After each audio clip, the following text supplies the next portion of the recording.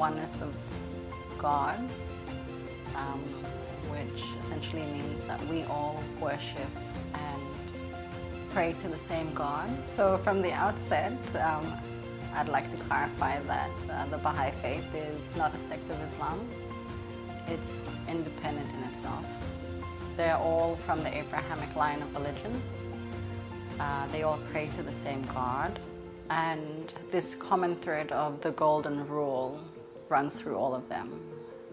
And that is to treat others as one would want to be treated, love thy neighbor, this common essence of love.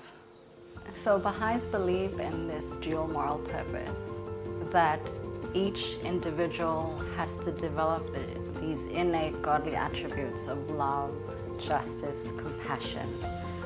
But not only that, but you have to manifest it in your life. It's like the culmination of all the efforts of the Baha'is to contribute to nation building throughout the country in endeavors of community building,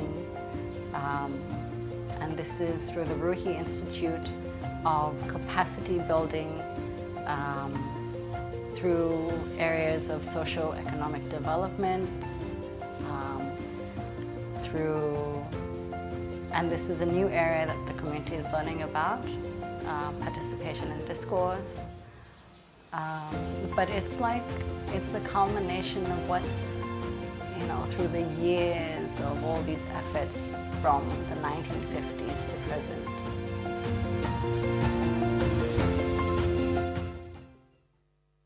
Okay, name blomi Joshua Gubag. Papa blomi blo medeng karkar. Mama blomi merisipik. Mi sabe lo Baha'i faith lo tutru lo. Mama papa blomi ol Baha'is. Mama blomi Catholic. Na tuplawante mama papa blem Catholic. Papa blomi Lutheran. Strong lo Catholic na Lutheran. Lo hablo papa blomi lo karkar ga tupla side waskia takia. Nagat yes big presence lo Baha'i community inside lo Karkar Island. Nagat all community inside lo Watakia side. Place lo Maru kind of family little place. Come down lo Waskia lo Marangis or place lo Mom kind of thing. Lo got all Baha'i community inside lo island lo. We work lo isipik Tumas 1122 kind of same but lo Maprik sipik wara kam gontap lo ambunti treke ke wasara got all Baha'i community inside lo. Karkar almost 20 years now. 20-30 years lo sipik side lo Maprik to one kind long time lo Marangis Mom got all community school stuff inside. Lo have misalnya challenge by education, I want to be plus something lo country na. Isla place because all schools run down, all Baha'i school, Baha'i inspired school help lo.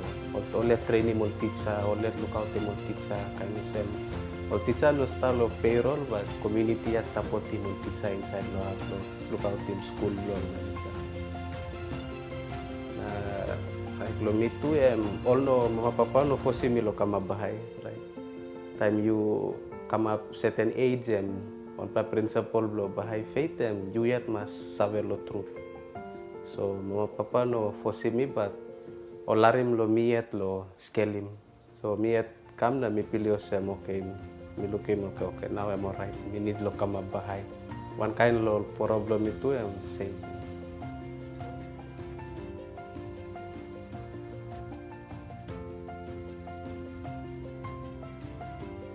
Like principle of Baha'i faith or main principle of unity.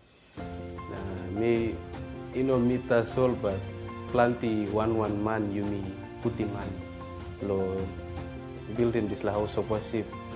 Just lo construction but also lo groundwork lo community. I think some lo thinking lo mita soul kamu lo you me also want a gift lo people time is like gift them come. Ogata man usai you may come lo help him lo planting flower or when them click something.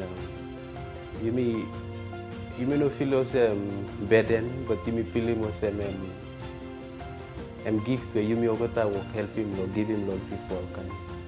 So ogata man all willing lo give sacrifice lo time lo effort lo come up in this la house of worship.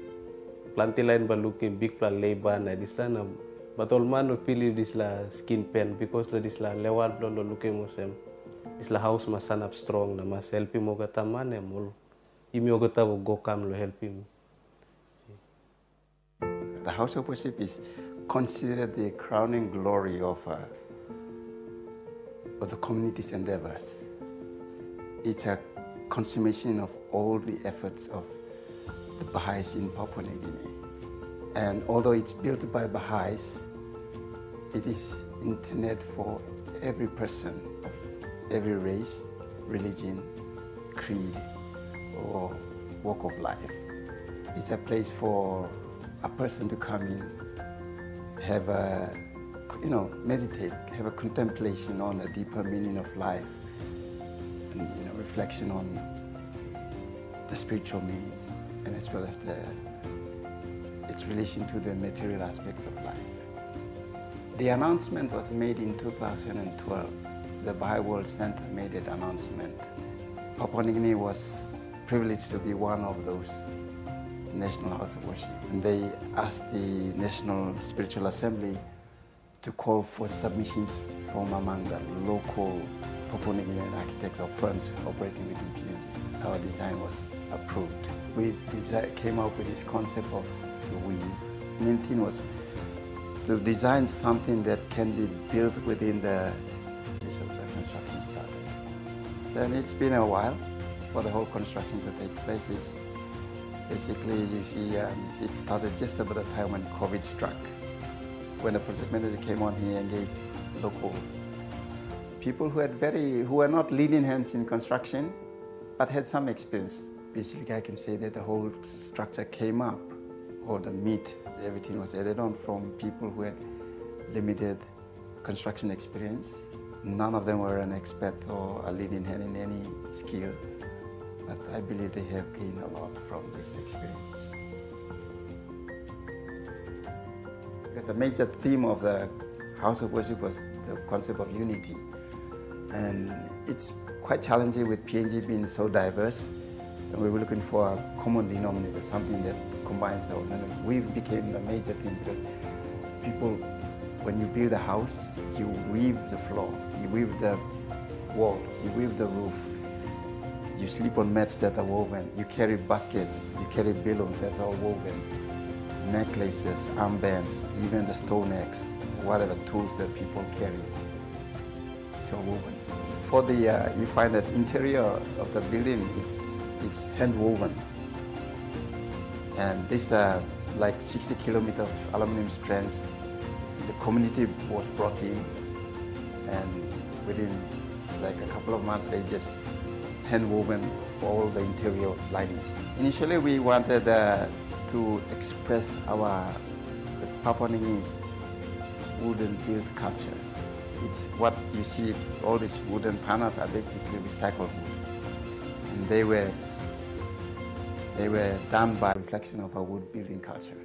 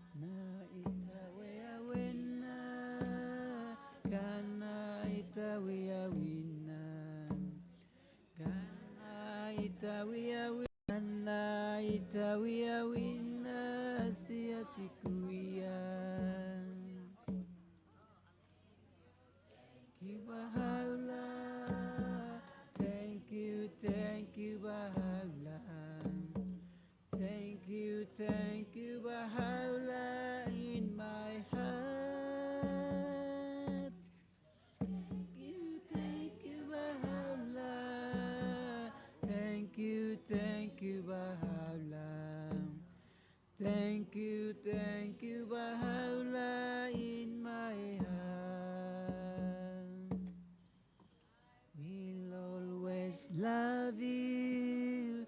I will always love you. I will always love you in my heart. I will always love you. I will always love you. I will always love you in my heart. I can't stay without you. I can't stay without you. I can't stay without you in my heart. I can't stay without you. I can't stay without you. I can't stay without you in my heart.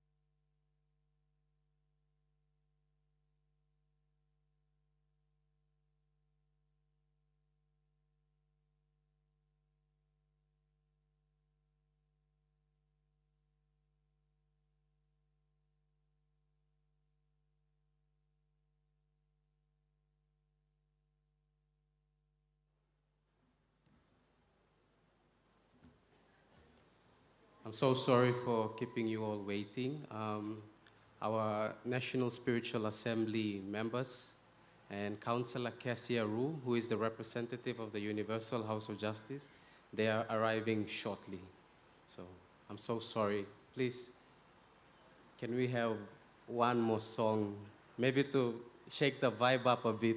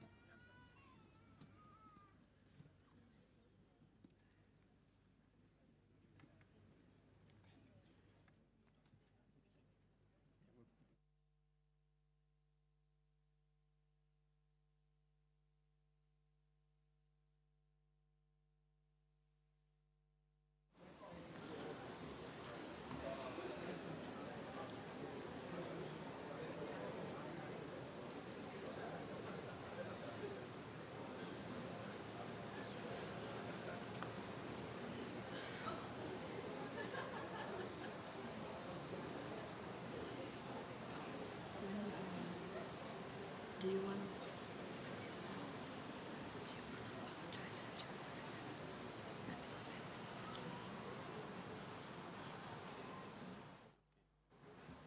Good morning, Olgata. Jabai Namona. We welcome you this morning to the official inauguration of the Baha'i National House of Worship in Papua New Guinea.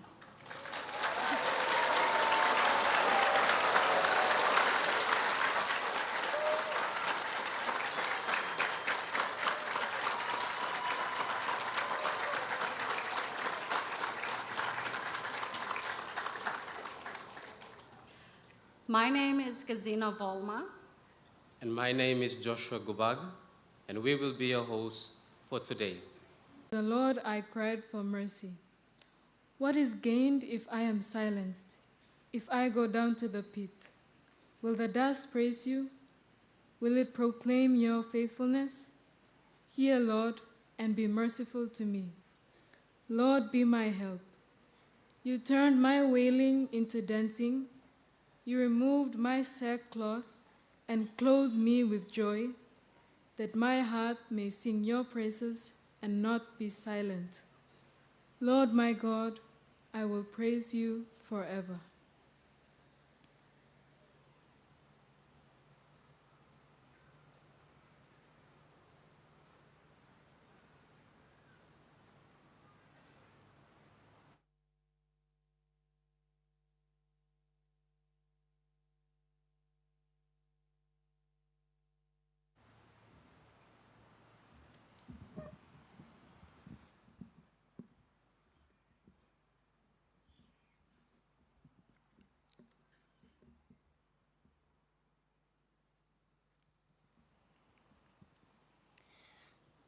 The Lord's Prayer. Our Father, who art in heaven, hallowed be thy name. Thy kingdom come, thy will be done on earth as it is in heaven. Give us today our daily bread. Forgive us our sins as we forgive those who sin against us. Lead us not into temptation, but deliver us from evil. For thine is the kingdom, the power, and the glory, forever and ever. Amen.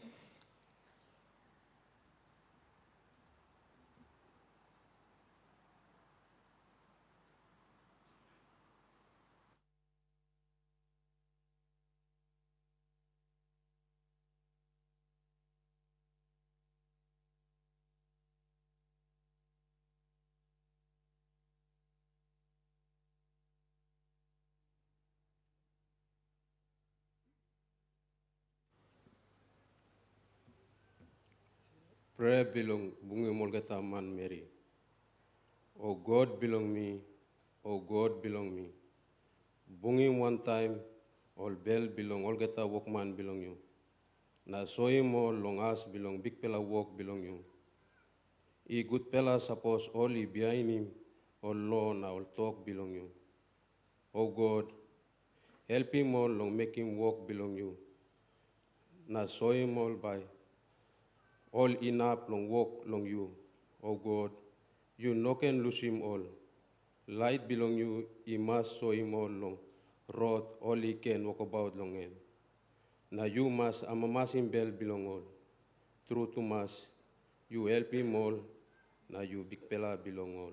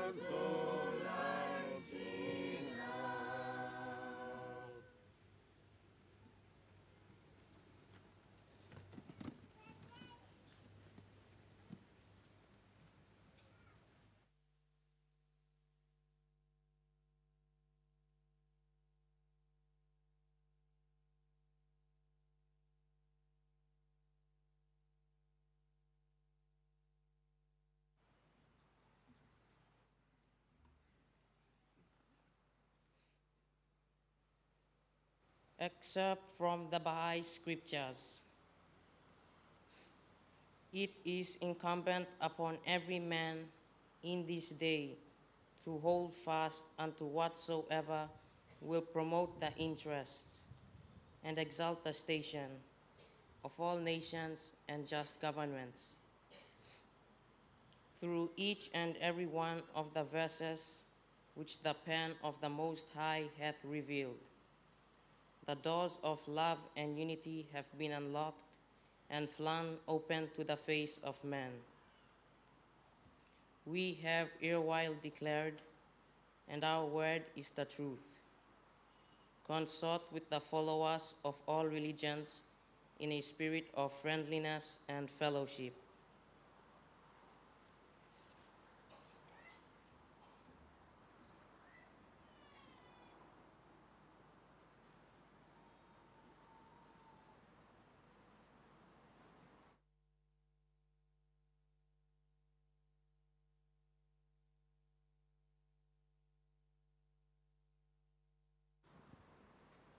Excerpt from the Holy Quran. O humanity, we created you from a male and a female and made you into peoples and tribes so that you may get to know one another. Surely, the most noble of you in the sight of Allah is the most righteous among you. Allah is truly all-knowing, all-aware.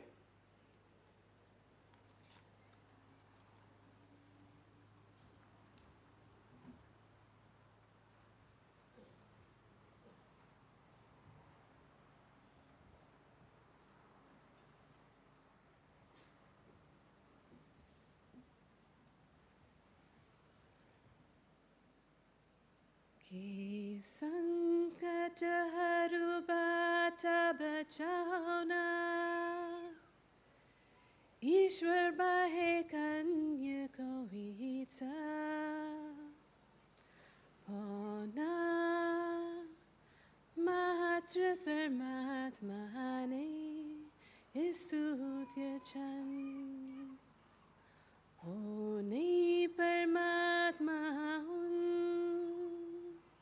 सबै उनका सेवक हुन् सबै उनका आज्ञाहरूको बन्धनबाट बाँधिएका छन् के सङ्कटहरूबाट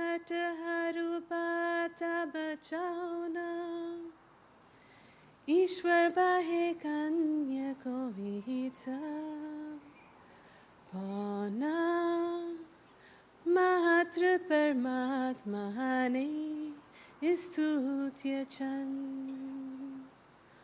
उनै परमात्मा हुन् सबै उनका सेवक हुन् सबै उनका आज्ञाहरूको बन्धनबाट बाँधिएका छन्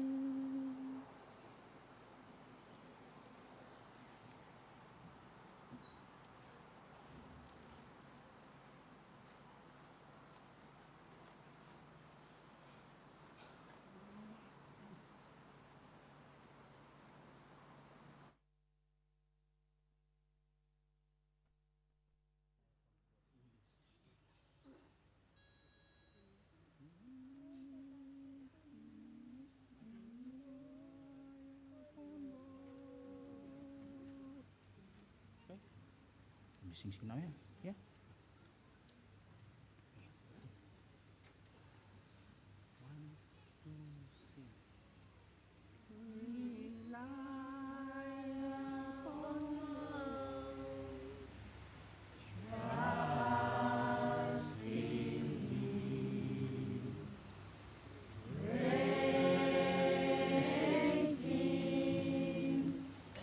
And calling continually.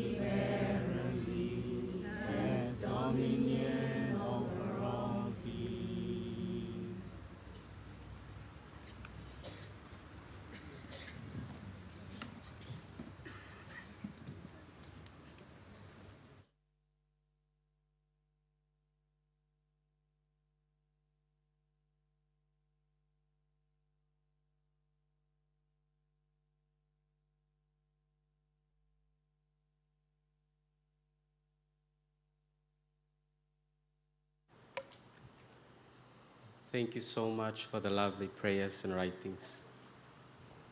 We now introduce the chairperson of the National Spiritual Assembly, which is the National Governing Council of the Baha'is of Papua New Guinea, Mr. Tony Lakame.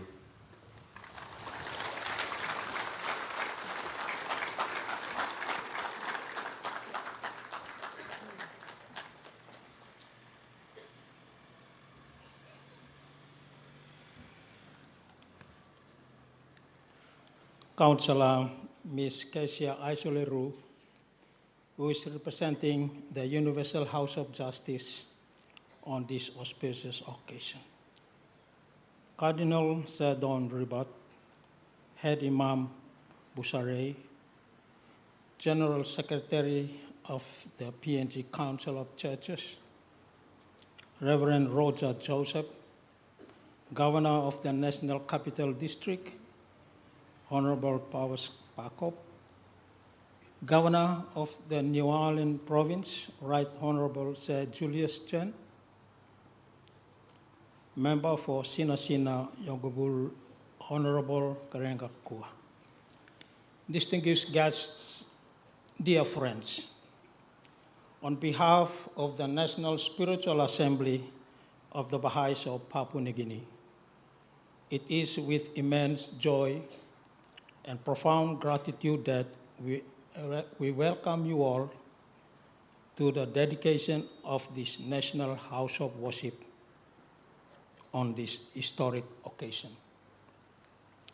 The history of the faith in Papua New Guinea began in 1954, when Sister Violet Honki, a young Baha'i nurse, settled in the Admiralty Islands, now known as Manus.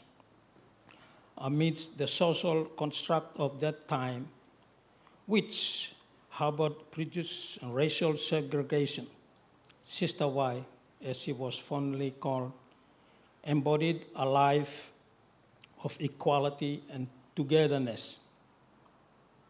She spent meaningful time with local people, sharing meals and offering first aid classes at the hospital to contribute to local capacity building, despite the disdain of the colonial administrators, which led to her being sent to Rabaul.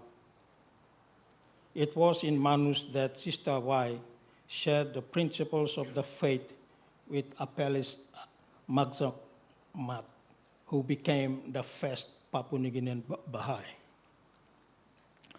Following Sister Y Honki's arrival, a wave of other Baha'is inspired by the same vision came to Papua New Guinea to build a vibrant communities.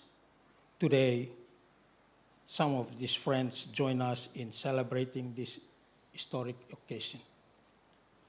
Their enduring spirit and unwavering commitment have significantly contributed to this spiritual endeavor. Today, there are 234 Baha'i communities with an established local spiritual assembly. The local spiritual assembly elected administrative body responsible for administering to the believers in a local setting, spread all across the provinces where the total Baha'is or population is estimated to be about 60,500, all of whom are indigenous Papua New Guineans. According to the statistics, these Baha'is, along with their friends, are engaged in promoting spiritual transformation of individuals and communities with 5,547 regular devotional meetings that strengthen the devotional character of their communities.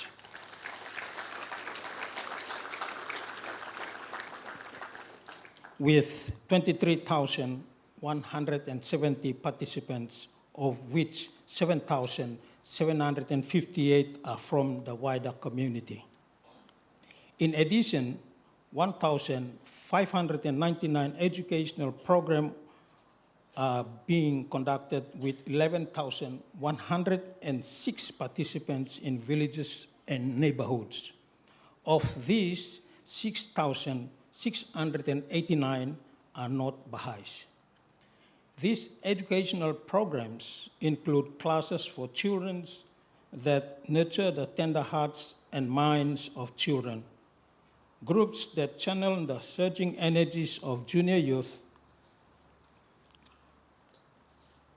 circles of study for all that enable people of varied backgrounds to advance on an equal footing and explore the application of the teachings of Baha'u'llah, which means glory of God, the prophet founder of the faith, to their individual and collective lives. We see it in every account of a heart built and kindled with the love of God, a family opening up its homes for new friends, collaborators drawing on Baha'u'llah's teaching to address the social problem, a community strengthening a culture of mutual support, a neighborhood or village learning to initiate and sustain the actions necessary for its own spiritual and material progress, a locality being blessed with the emergence of a new spiritual assembly. This house of worship stand as a crowning achievement of their countless acts of service, each still representing a story of love, sacrifice, and perseverance. As we recognize these souls who have participated in this advancement of communities in Papua New Guinea, we are inspired by their journey, their courage, and their capacity to apply the teachings of their faith to the betterment of the world and its unity through our individual and collective service to humanity and to God Almighty. This momentous occasion also marks a milestone in our journey that began in 2012 when the Universal House of Justice, a worldwide governing body of the Baha'i faith, announced to the Baha'i world that raising up of two national house of worship, one in the Democratic Republic of Congo and the other in our beloved Papua New Guinea.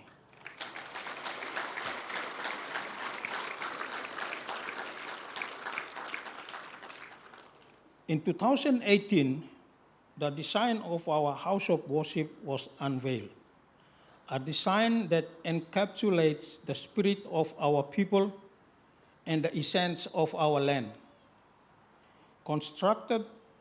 Construction began in 2019, and after almost 5 years of tireless efforts and unwavering dedication, we stand here today to celebrate its completion and inauguration.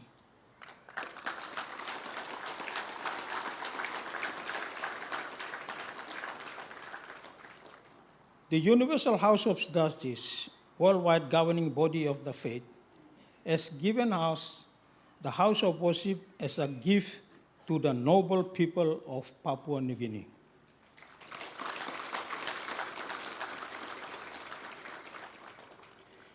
In its yearly message were favorable. This is a testament to the unity, resilience, and the spirit of service that characterize our community.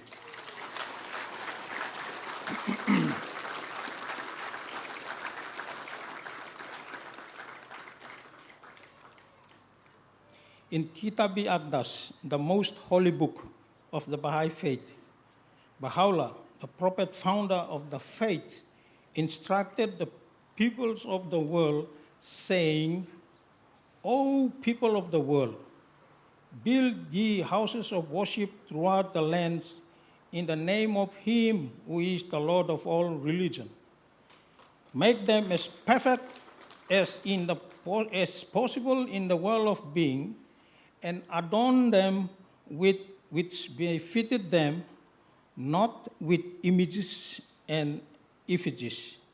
Then, with radiance and joy, celebrate therein the praise of your Lord, the most compassionate, Verily, by his remembrance, the eye is cheered and the heart is filled with light.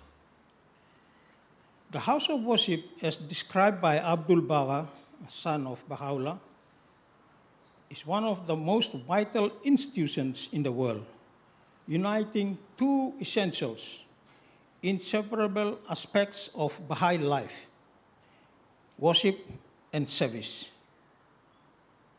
This union is reflected in the coherence that exists among the community building activities of the faith, particularly burgeoning of devotional spirit that finds expression in gatherings for prayer and educational process that builds capacity for service to humanity.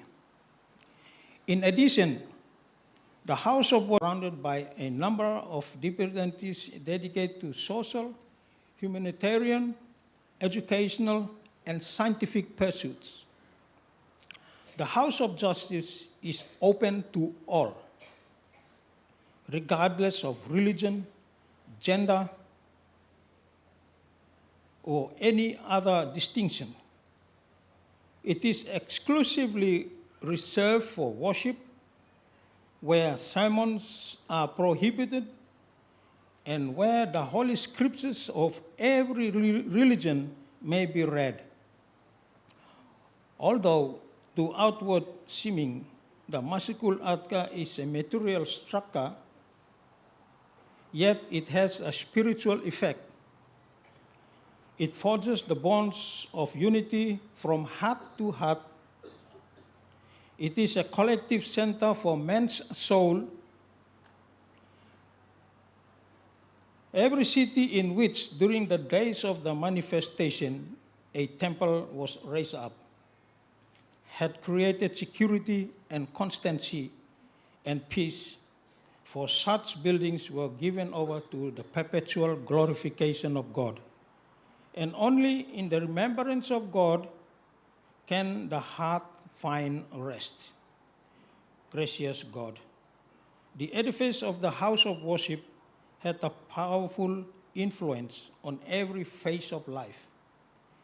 Experience had in the East clearly shown this to be a fact.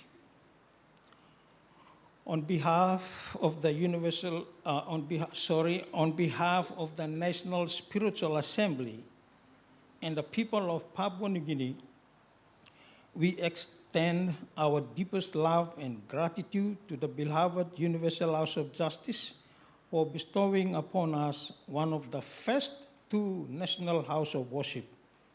This sacred edifice stands as a testament to the unity and progress of our community, reflecting the divine guidance and support we receive from that divine institution. We thank all those who have contributed in one way or another to the construction of this magnificent building, not least of all are the Chinese builders who prepared the site with a solid foundation and the steel structures that follow, and the teams of professionals who work on the building. Our special thanks and gratitude go to Mr. Kia Fanenian, the project manager, and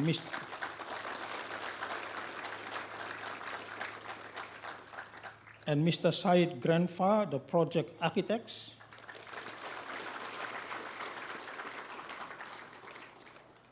Under their stewardship, the project was completed under budget.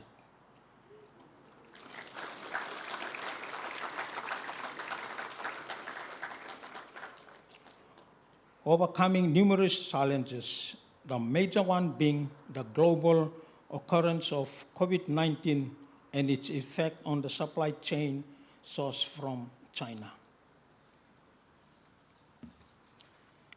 A remarkable achievement is the inspiring story of a team of Papua New Guinea unskilled and semi-skilled workers who, under the close accompaniment and supervision of both Kia and Said, completed the rest of the building of the steel structure. Many similar stories will be told by the builders in the years to come. A final word of thanks, though not the least, goes to the believers who faithfully and sacrificially contributed in cash and kind to support the building of this house of worship. All must be proud that your contribution have been vital in the construction and completion of this central edifice. The house of worship is open to all and is welcoming to all peoples of all faith and those who have no faith. Its door will be open to the public for prayers as of Monday, the 27th of May, 2024.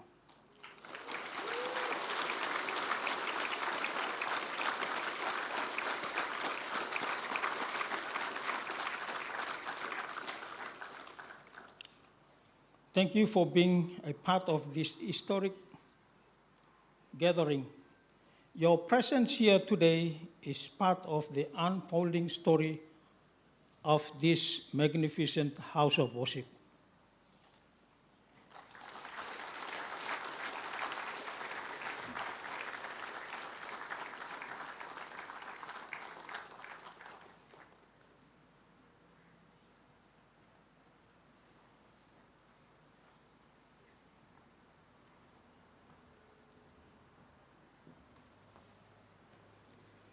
I now call upon Mr. Confucius Ikorera, the Secretary of the National Spiritual Assembly of the Baha'is of Papua New Guinea.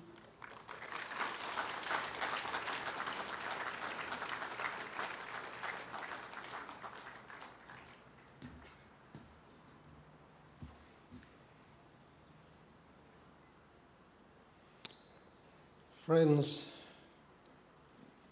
can I welcome you all again on this auspicious occasion? Not just the Baha'is and people of Papua New Guinea, but indeed all the friends around the globe who are watching these events via live streaming at this moment. Dear friends, it is significant that the dedication of this National House of Worship is happening on the 70th year of the Baha'i faith's presence in Papua New Guinea. The history of the faith in our country began in 1954 with the arrival of a young Australian nurse, Miss Violet Henke, to the Admiralty Islands, now known as Manus Province. While serving in a professional capacity as a nurse at the European Hospital in Lorengau, Sister Vi, as she was affectionately known, befriended locals in the area and then introduced the faith to villagers, despite the restrictions that were imposed in terms of communicating with indigenous people. And many of you know the history, the colonial history of the country. But the teachings of the faith and its principles of unity, oneness of religion, oneness of God, oneness of humanity, equality of men and women, elimination of all forms of prejudice, universal education, and so on, found a receptive audience in these nationals who were seeking or searching for a common understanding of the inclusivity of humanity. In 1956, the first Papua New Guinean to become Baha'i was a New Islander, Apelis Masak Mat. He was a high school teacher at Papitalai High School in Manus. A year later, in 1957, L.T. Kunak, a young lady from Madina village in New Ireland province, became the first Papua New Guinea woman to accept the new faith. Now, many of you know LT's daughter, Margaret Elias.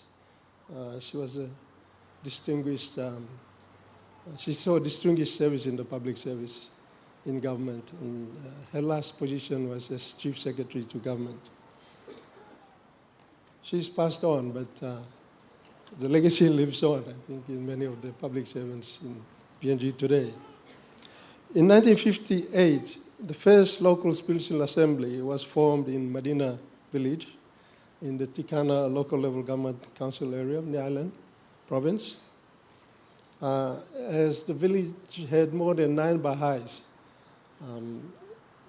So they had enough Baha'is to form this local spiritual assembly, which, as the chairman had referred to earlier, is the administrative unit or body that administers to the Baha'is.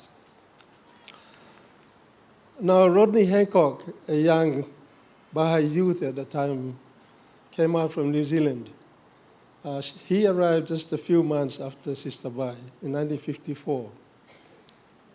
He was present with another friend, John Mills, who had come from Honiara, Solomon Islands, to establish the local spiritual assembly.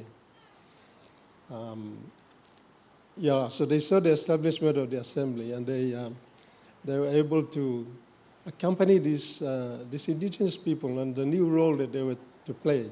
As the chairman said, there is no clergy in the faith. And so these 9 members had to carry the responsibilities. So John Mills and Rodney Hancock helped them to understand their roles and to perform these new responsibilities that they had.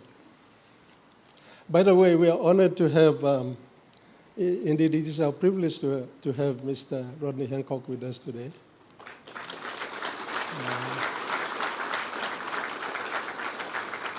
He's sitting right over there. We will have a chance to speak, sorry, he's standing up, you can see him. We will have a chance to hear him tomorrow. The program is free tomorrow. Rodney will be able to share his stories. By 1960, the number of Baha'is had increased in the Bismarck archipelago.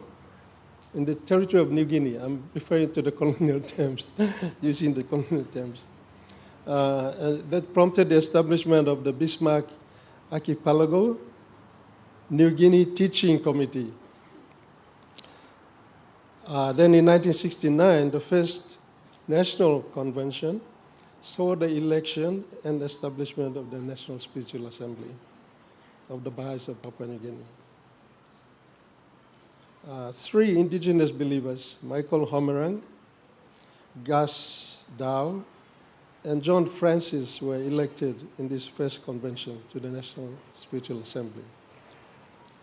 In each subsequent year, this assembly, comprising of 9 men and women, has been elected by secret ballot following a spiritual process by representatives of the ever-increasing number of local Baha'i communities to oversee the growth, development, and welfare.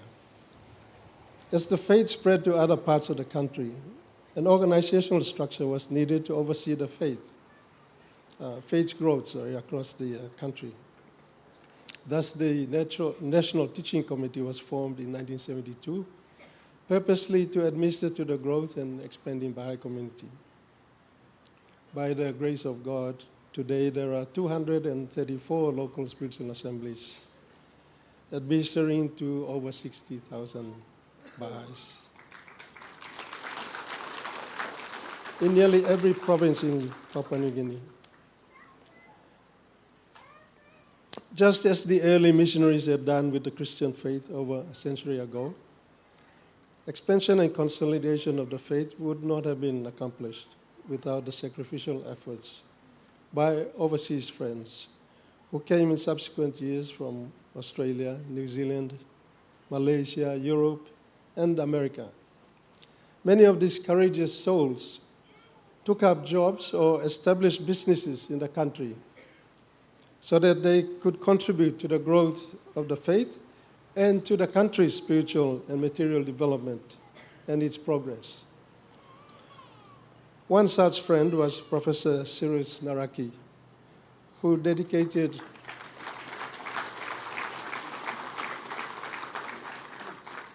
20 years of his life to the public health sector, including the training of many national doctors, a commitment and service that was recognized by Her Majesty Queen Elizabeth II in 1999 with the award of Companion of British Empire Medals, CBE. Meanwhile, Sister Vai continued to serve in a humble role as nurse, serving as matron in Leh, Mount Hagen, and Port Moresby hospitals, training many young Papua New Guinean nurses to serve the sick and ailing with outstanding commitment, born out of the love of God and humanity. As a naturalized citizen, she remained an ardent lover of her faith in her adopted country until her passing in 2004, when, in accordance with her wish and will, she was interred at the 9 Mile Public Cemetery. Operating under the auspices of the Universal House of Justice, the Baha'i faith receives spiritual guidance and unwavering support from its appointed arm, called the Continental Boards of Councillors. In 1973, Sister Violet Henke was the first councillor for Papua New Guinea. In 1995, educationist Mr. Erama Ugaya from Mount Brown in Central Province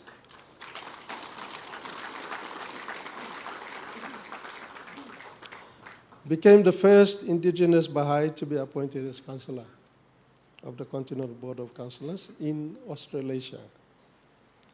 A rare event that occurred in 1994, I beg your pardon, was the visit by the then Deputy Prime Minister, Right Honorable Sir Julius Chan, to the Holy Land in Israel.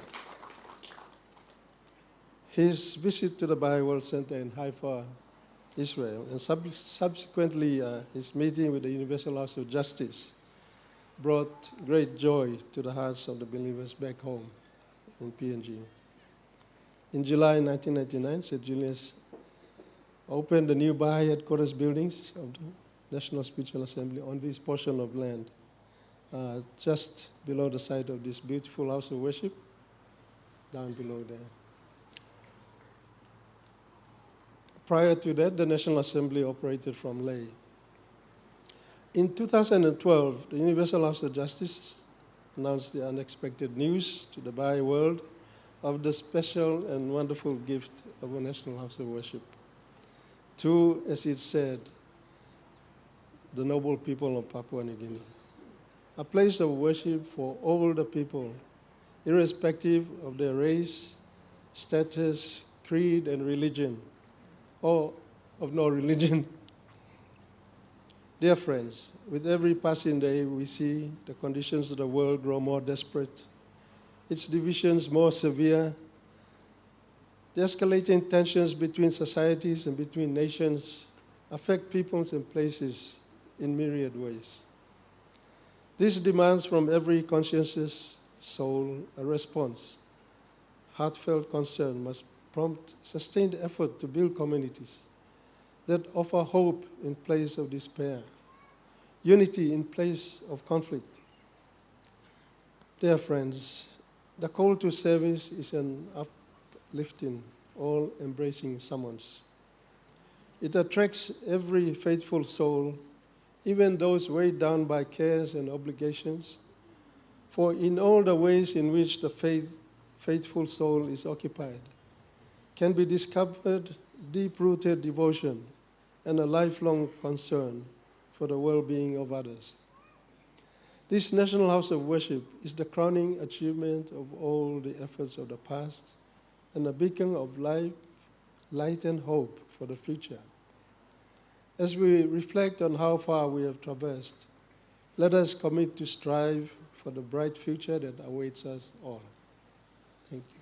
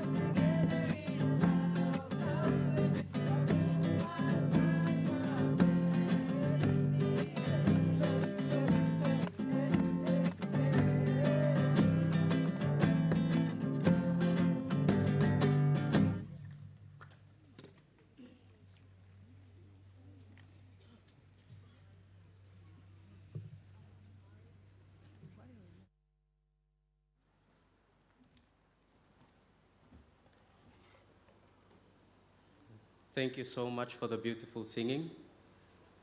I now call upon the architects of the House of Worship, Mr. Henry Lape and Mr. Said Grenfa.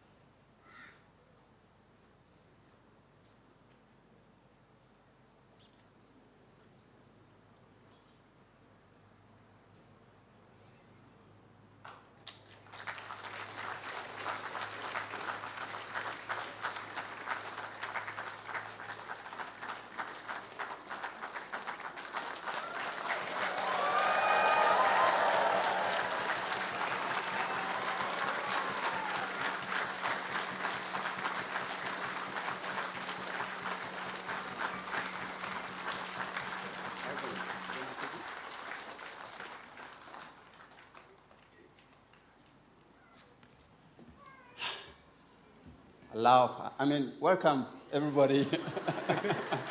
I forget sometimes. Okay. We'll be presenting in three parts. I'm going to make a small introduction and talk about the concept. And then I'll leave it to our friend here to tell us about the construction process. And then I'll finish off with some reflections. Okay. You know, this it's interesting that within our lifetime we begin to have this opportunity to be part of this process. And you know, the brief we were given, or the program of the design, was to have it's universal with all Baha'i houses of worship. It should be secular, and the general shape should be circular in form, and have 9 sides.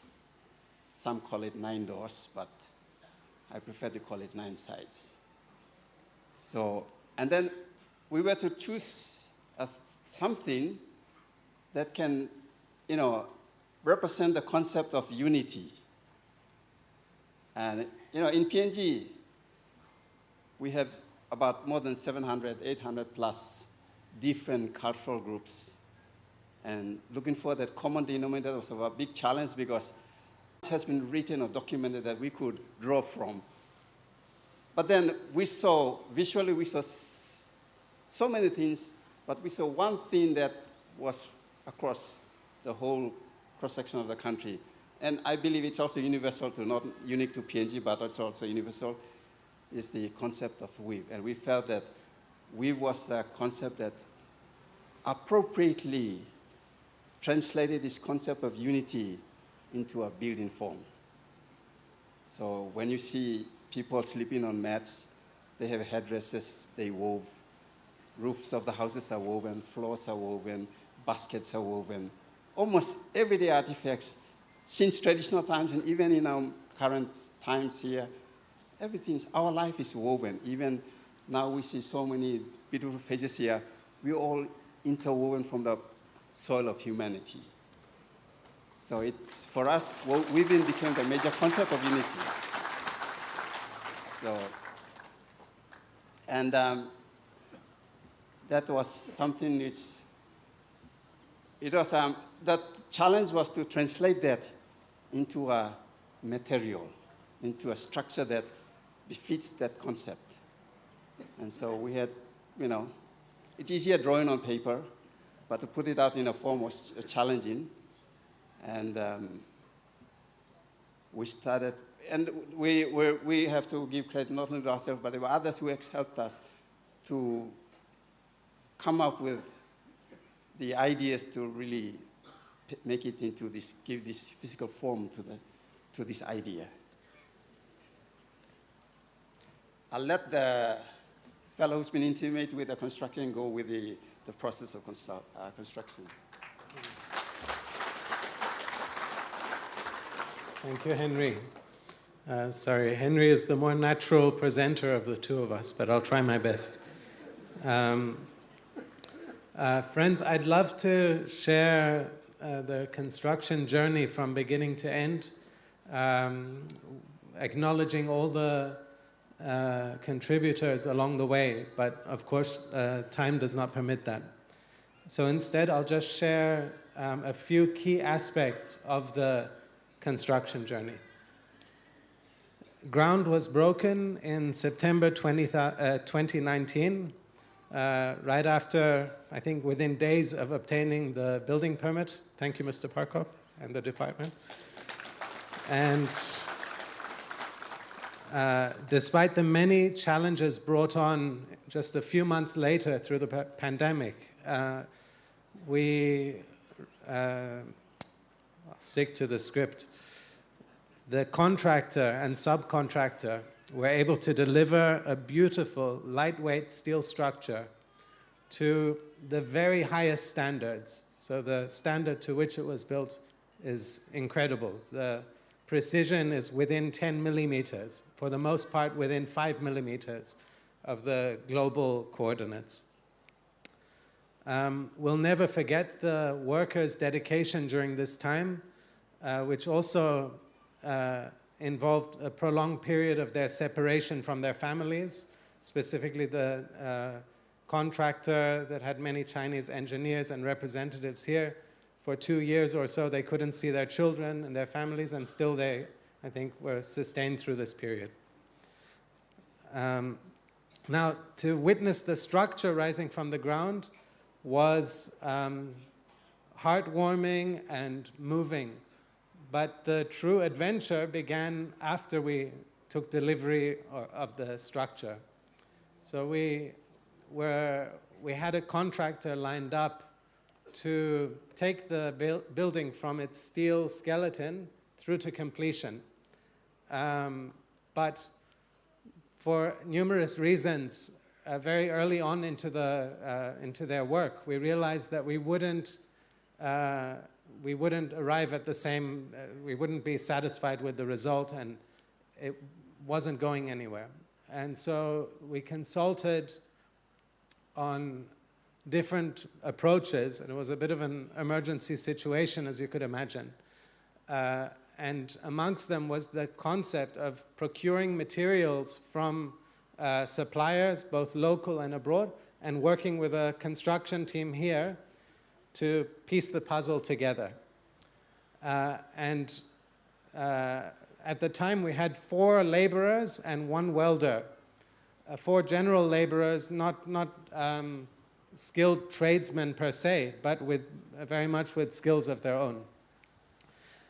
And that's exactly what happened. So we decided of all the options, in order not to lose momentum and just get the job done, we would do this, we would upscale and respond, recalibrate as necessary.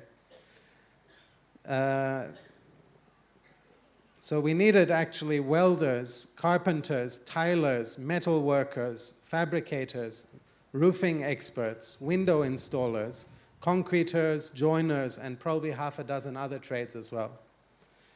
The project manager, Kia, or Kia Jun, I should say, with over 40 years of construction experience, was encouraged by the qualities that he saw in those early weeks and the early month of work on the facade, specifically amongst the local workers, their endurance, their focus, and he, not only that, not only these general qualities, but he saw in each individual worker their strengths and their capacity and their potential. So we decided that we would go about this the hard way, although finding a contractor to take on this project would probably be just as hard. Now, any visitor would never imagine, and especially those with a bit of construction background, would never believe that the temple that you see before you was completed by the hands of about 20 humble general workers, for lack of a better word. In fact, the better term is that these were hardworking men who were up for the challenge, willing to share their skills and acquire new ones, and willing to exert themselves while knowing and feeling all along that they were contributing to something very special. And doing so in the spirit of unity that is impossible for me to describe. Kiajun's role in identifying, trusting, respecting, nurturing, his courage, his no-nonsense approach, close hands-on accompaniment. By that I mean that almost every step along the way he would demonstrate hands on the tools what would need to be done where, and it would be learned as we went along. There's no closer form of accompaniment that I can imagine. His fiercely hardworking nature, and above all, his exemplary devotion to the faith. All of these things, I think, made an immensely crucial contribution to this project. And if it hadn't been for his involvement, we wouldn't be here today, 100%. Maybe 5 years from now, maybe 10 years from now, but it wouldn't have happened today. I also want to acknowledge the immense sacrifice of his dear wife, Sholejun, from whom he was apart for basically 2 years while working on this project. For the first time in their life, he worked on this project without her. In the past, they've worked on very special projects, both commercial as well as special projects for the faith, but always together for decades. So for the first time, they would be apart, and I'm sure it wasn't an easy period for the two of them. I'd also like to thank her for her independent contributions to the project. Is Charles Sasa here? Charles Sasa, I'm sure he is. He's one of the dignitaries here today, the representative of the carvers, actually the head carver who brought together his crew and pulled off the impossible.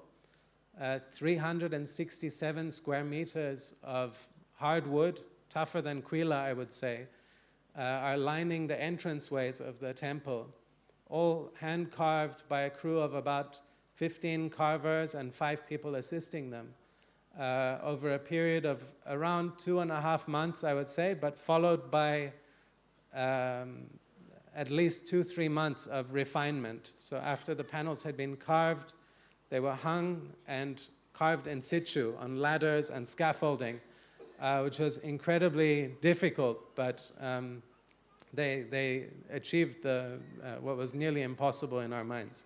So impossible that, in fact, at one point we had, for some reason, we decided, it would be better to carve them by CNC milling, a computerized fabrication. But thankfully, somehow that wasn't meant to be, and the forces at hand steered us aright, and we ended up with the ultimate, which was what Henry and I initially hoped we would see, but never thought would be possible. And I hope you enjoy and appreciate that significant contribution of the carvers team.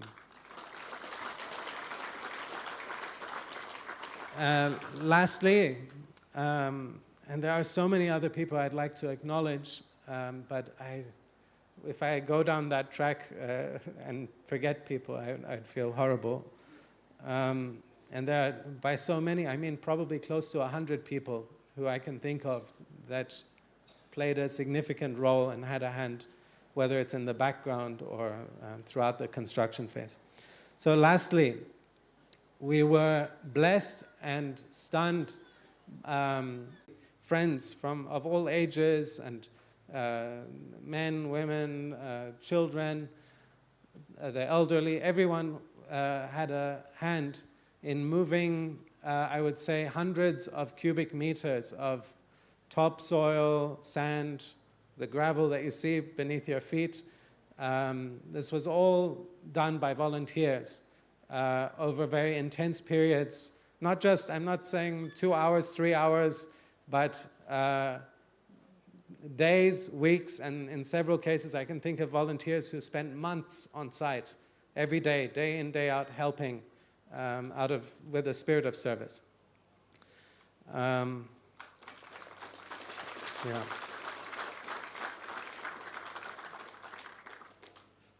So,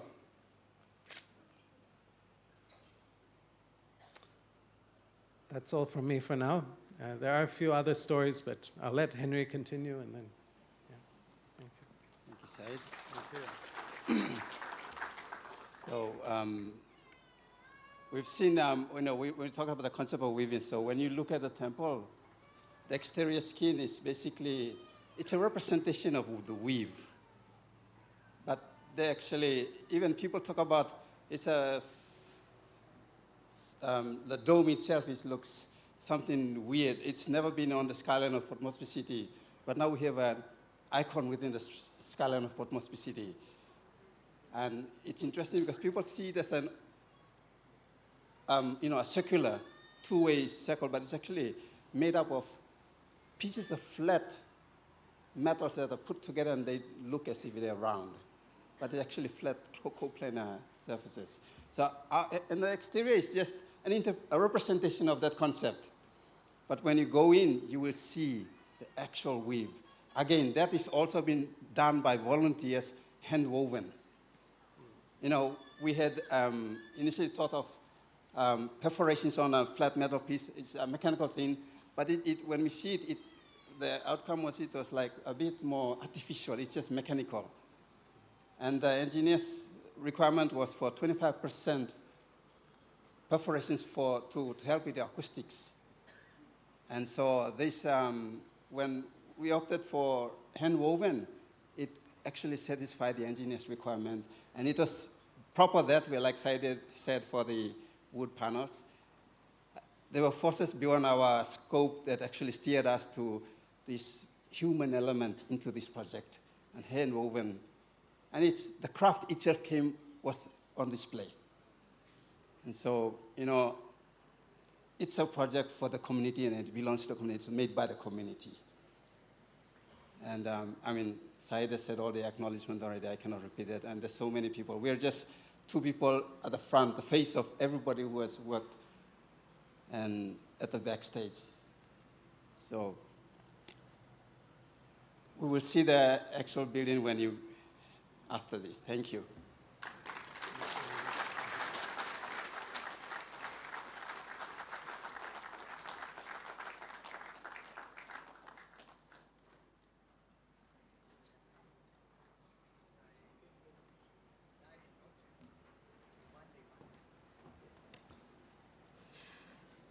Thank you, Mr. Granfa and Mr. Lape.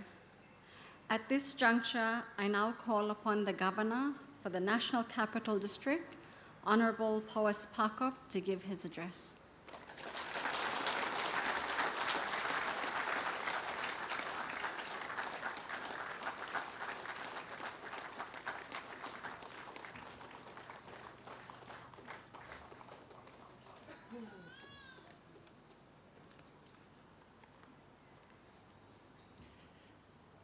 Good morning, everyone. It's a great honor and privilege for me to be here with you all for this very special, auspicious occasion, the dedication and opening of the National House of Worship. In this, what I could say, an oasis in our city. This morning, I hope you all, like me, feel at ease, because the surrounding here is very serene, very quiet, very peaceful, against the backdrop of this iconic house of worship. I think it's all very appropriate that we are all here to witness this great occasion.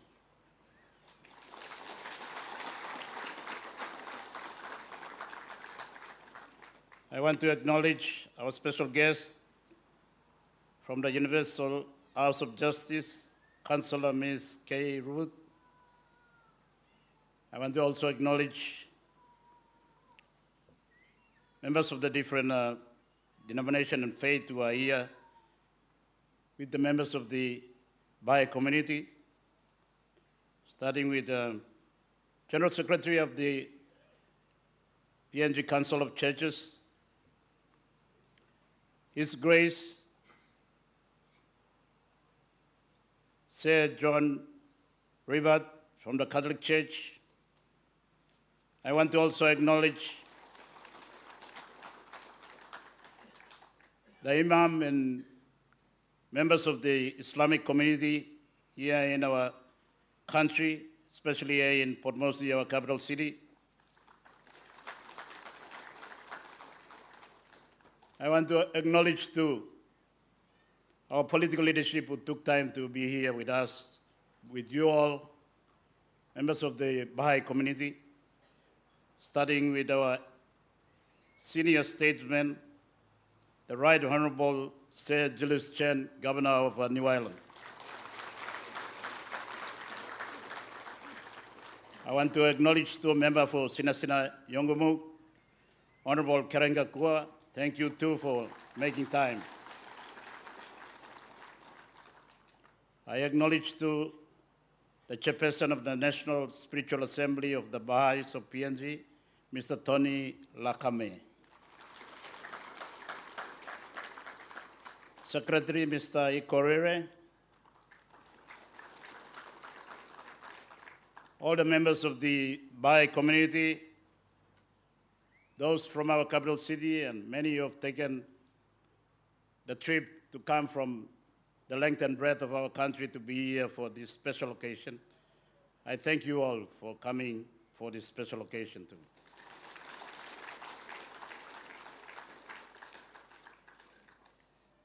Distinguished guests, ladies and gentlemen, on behalf of my family and the National Capital District Commission, it is a profound honor to address you all today.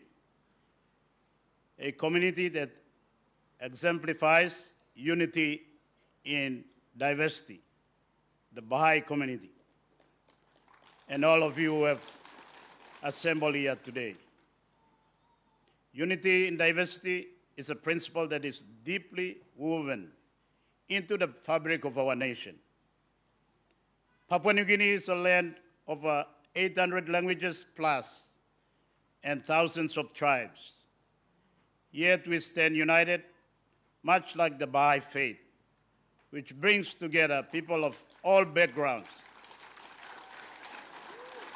in common purpose and harmony.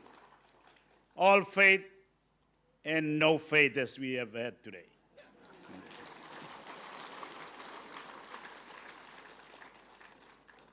This is also the fundamentals of our nation of great diversity. It is a nation of all faiths and no faith as well. The Baha'i faith has a rich history in our country as we had today. With its seeds planted after 1916, when Abdullah Baha, I hope I got that right, the son of the founder of the Baha'i faith, envisaged the teaching of love and unity spreading to the shores of Papua New Guinea.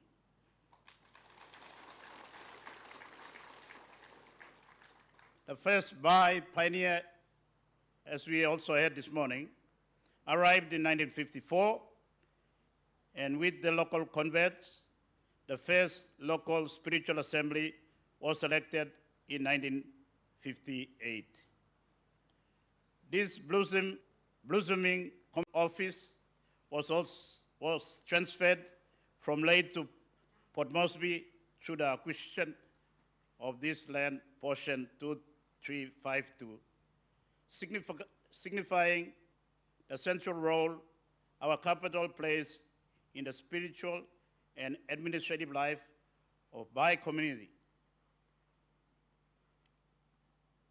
Our capital also, may I remind us to also host the head office of almost all the other faith and religious organizations in our country. The establishment of the National Bahá'í House of Worship in Port Moresby is a testament to the unity and collective spirit of the Bahá'í community and indeed our city and our country. The House of Worship today is not just a physical structure, but it's a beacon of light, inviting all to come together in prayer, in reflection, and in harmony. It's designed, as we also heard from the architects and the builders, it's designed to, it's inspired by the traditional craft of weaving that symbolizes the unity in diversity that is the essence of the Baha'i faith, and it's the essence of our country, Papua New Guinea.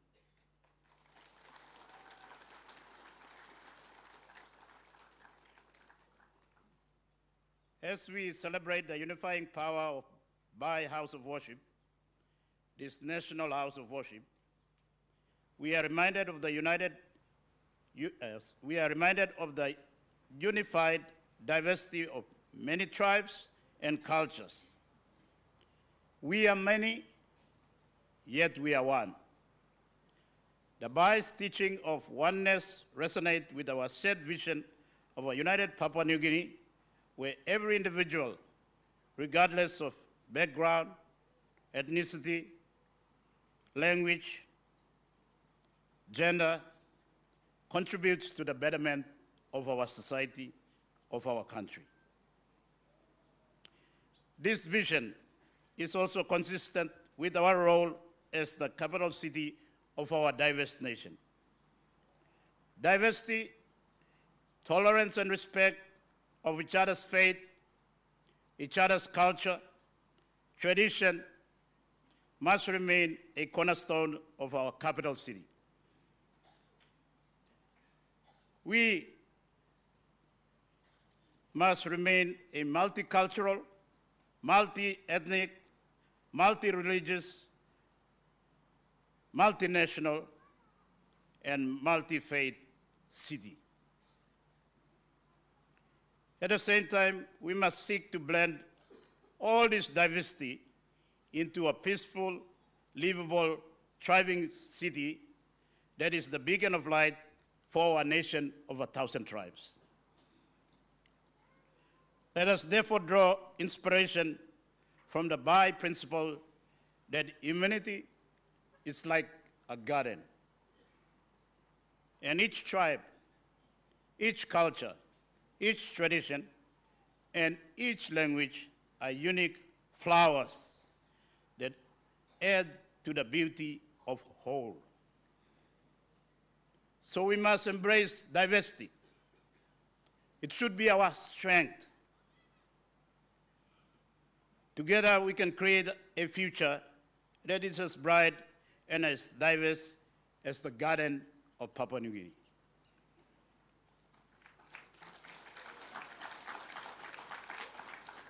I would like to conclude my presentation on this auspicious occasion by taking this time to call on each and every one of us, members of the Baha'i faith, Baha'i community, members of the Islamic community, the Christian community, all our people, having faith and no faith.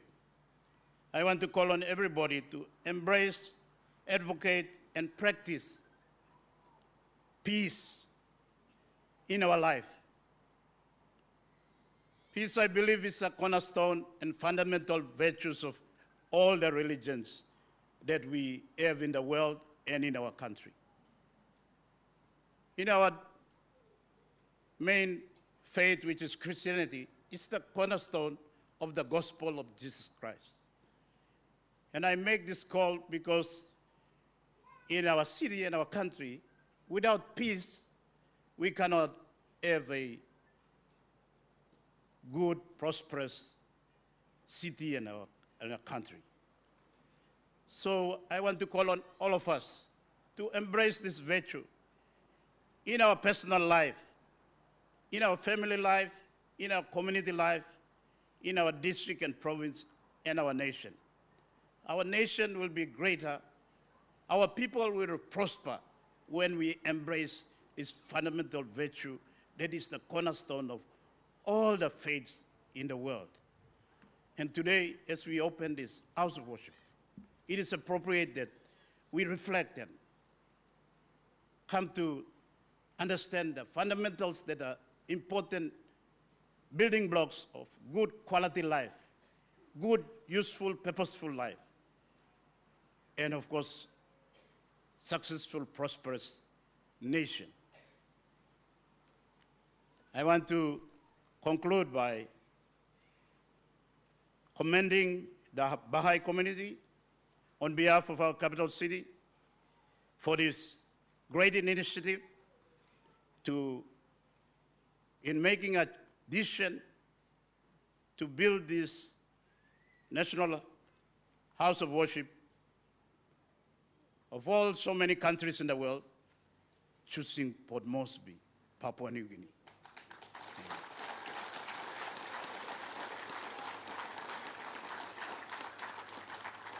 I thank you all, members of our Baha'i community, and I welcome this great initiative to our capital city and our country. And I want to invite everyone, all faith, no faith, to come and pray in this house of worship. It belongs to everyone.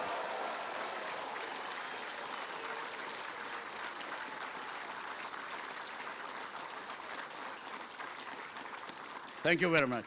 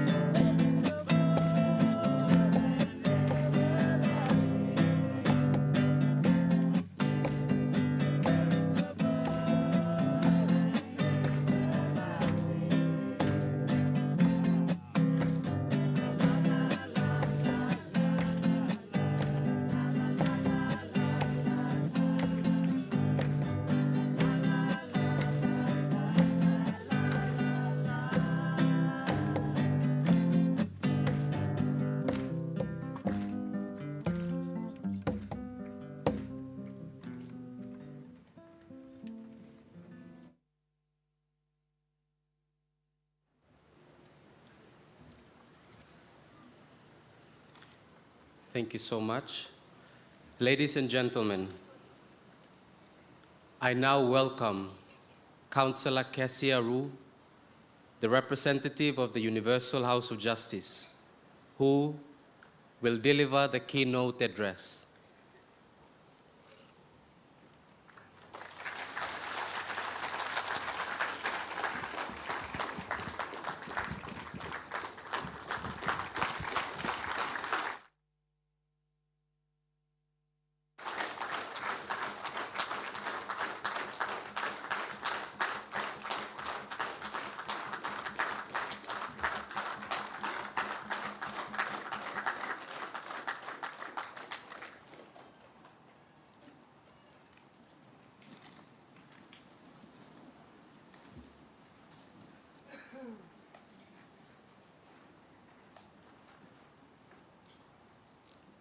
The Universal House of Justice, 25 May 2024. To the friends gathered in Port Moresby, Papua New Guinea, for the dedication of the House of Worship. Dearly loved friends, with hearts filled with love and abundant joy, we greet you on this auspicious occasion, the inauguration of the Masrikulaska for Papua New Guinea. The emergence of this National House of Worship is a testimony to the rapid progress of the faith across the country. We join you in expressing heartfelt praise and gratitude to Baha'u'llah, who has showered upon you his grace throughout the history of the cause in your land, and now has blessed you with this momentous accomplishment. The raising of a house of worship in Papua New Guinea, this crowning achievement, has called forth your community's resilience, resourcefulness, and determination, as demonstrated through years of strenuous labor, earnest consultation, and ardent supplication of the Almighty. Through your dedicated efforts, a sacred space has been created in which all may, in the words of Abdul Baha, gather together and harmoniously attune one to another, engaged in prayer, with the result that out of this coming together, unity and affection shall grow and flourish in the human heart. Purity of heart, deep spirituality, and unshakable faith. These attributes are inherent in the noble people of Papua New Guinea. They are the qualities that have characterized the believers in your country ever since the faith reached your shores. They are the foundation upon which the house of worship has been built. This physical edifice, nestled in the hills of Port Moresby that overlook the Coral Sea, has a profound spiritual significance. By welcoming all within its walls, it expresses the unity of the human race and the oneness of all religions.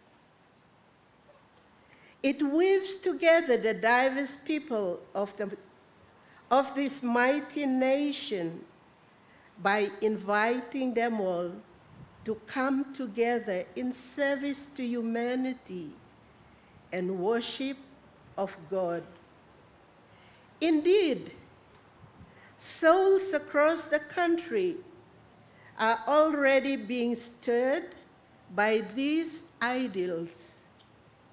We rejoice to see how, in villages and neighborhoods, worship and service have come to form the basis of a rich pattern of collective life wherever community building activities are flourishing.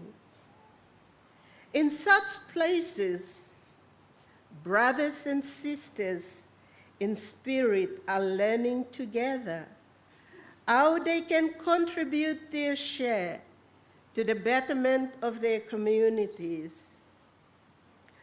And beyond this, how they can provide the material and spiritual prosperity of their own society. May the dedication of this temple in the heart of your nation inspire the emergence of many more communities aspiring to such noble aims. Let us rejoice, for this is the moment when faith, hope, and shared purpose all converge. May the anthems of praise that are raised within this sacred space send your spirit soaring and call down blessings upon all who assemble inside the universal house of justice.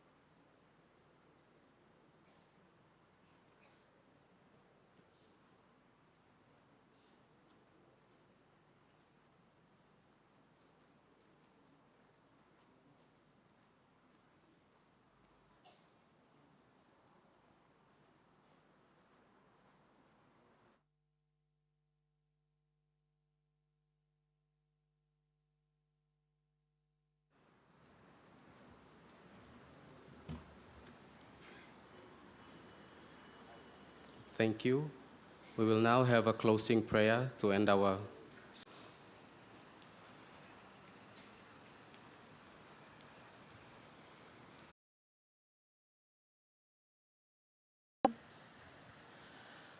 God is sufficient unto me, by sin in Him. Let the trusting trust in Him. Let the trusting trust.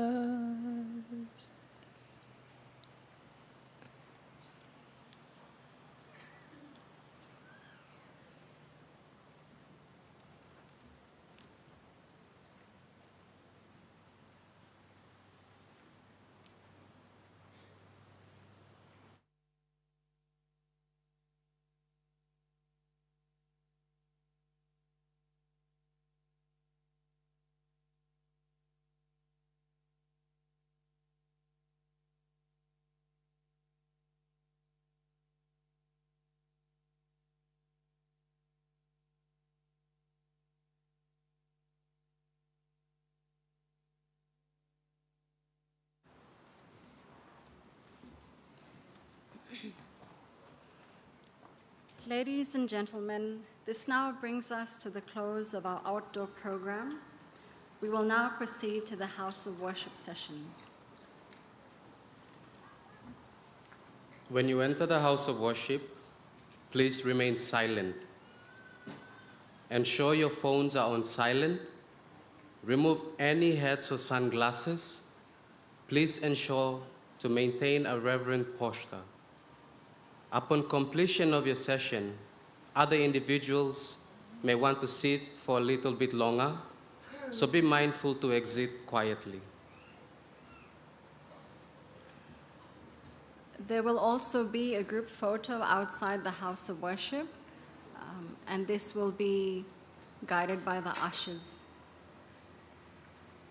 Can the first 300 now proceed to the House of Worship? These are the guests with the yellow lanyards.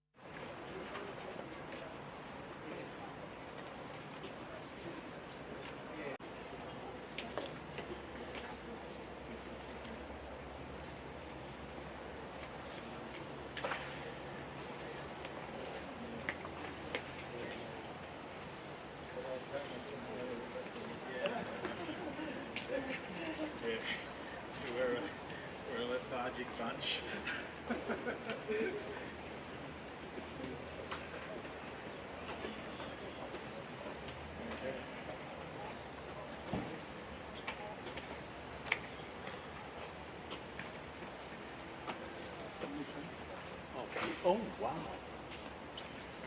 Beautiful.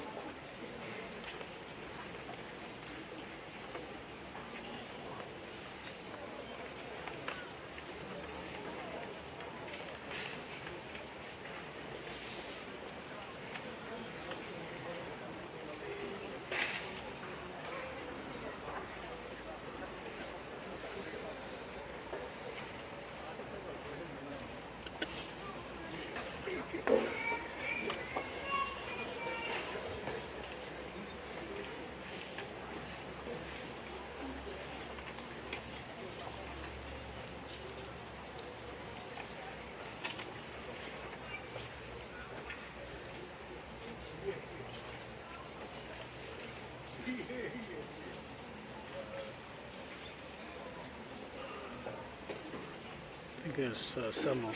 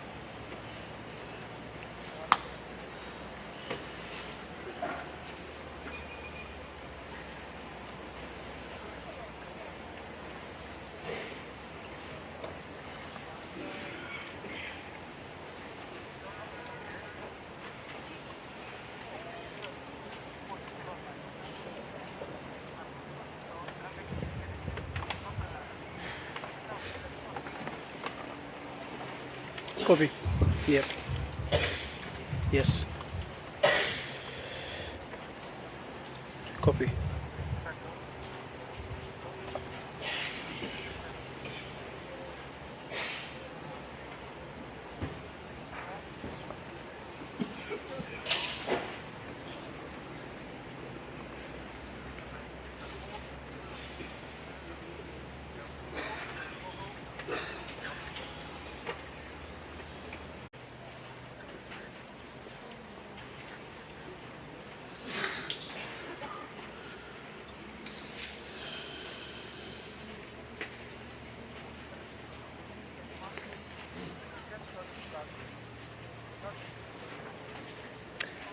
No, that's the full focal length. Yeah.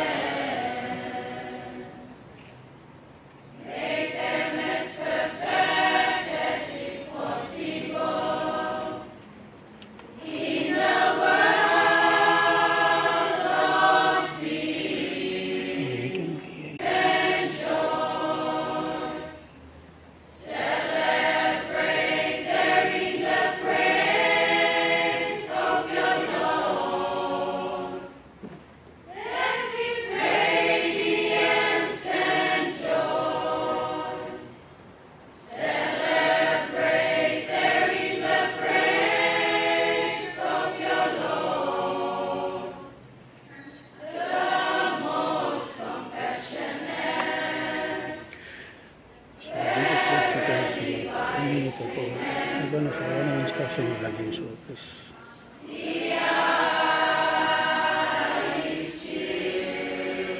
We lost signal.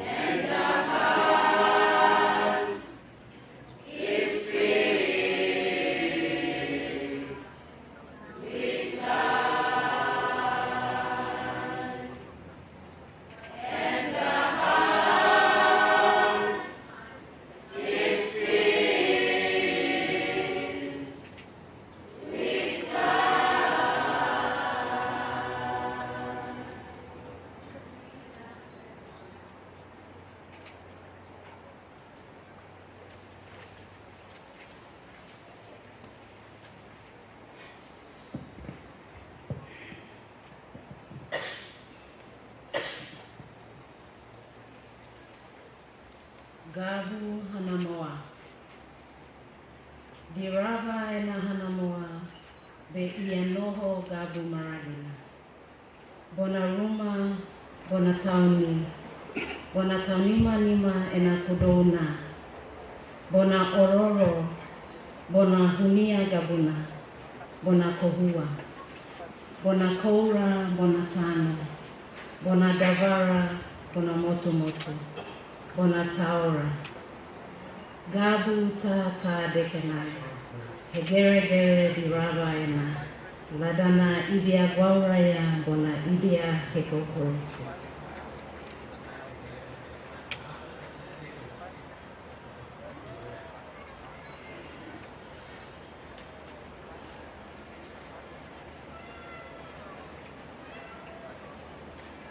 Blessing and start from Ogata Little Hub.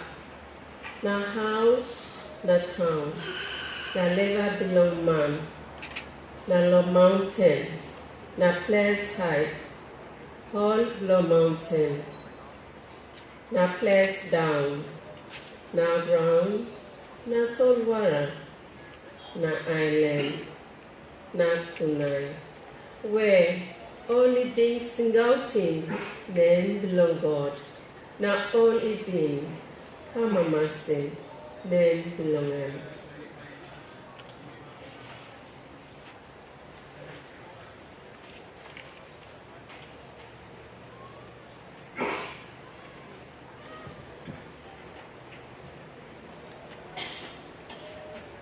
Excerpt from the Baha'i scriptures.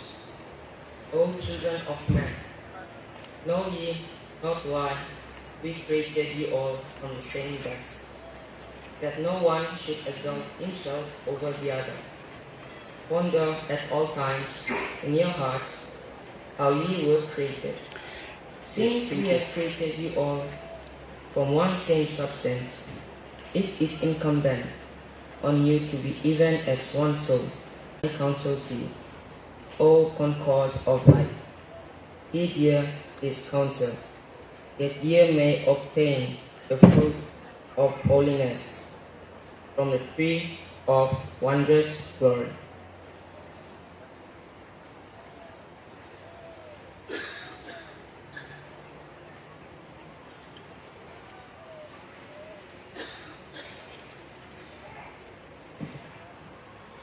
Excerpt from the Baha'i Scriptures.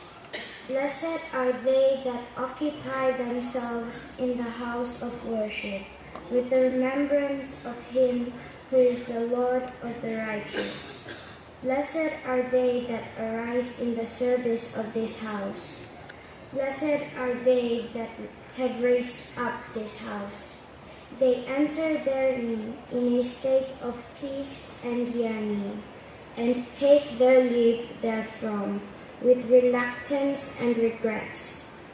We beseech God, immeasurably exalted is He, our Lord and your Lord, to assist you by means visible and invisible, and ordain for you that which shall last long as His name shall endure, a name that overshadoweth all other names. No God is there but Him, the ever-forgiving, the all-merciful.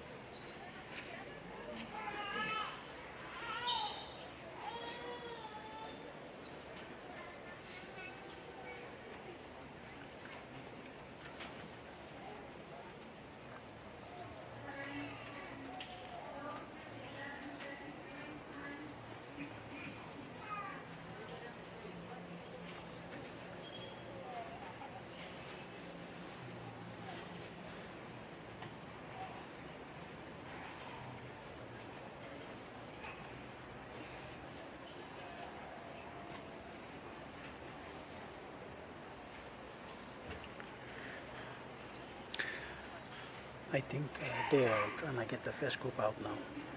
The ushers are lining up to move the first delegation out of the church. The first lot leave now. Yeah.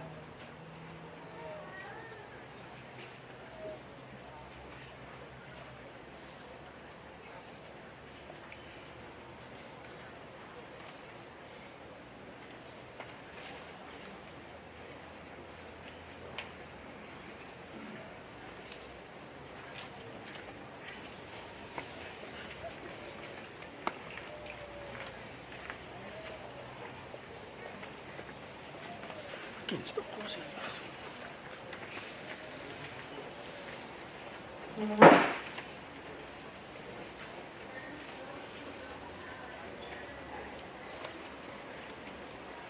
one.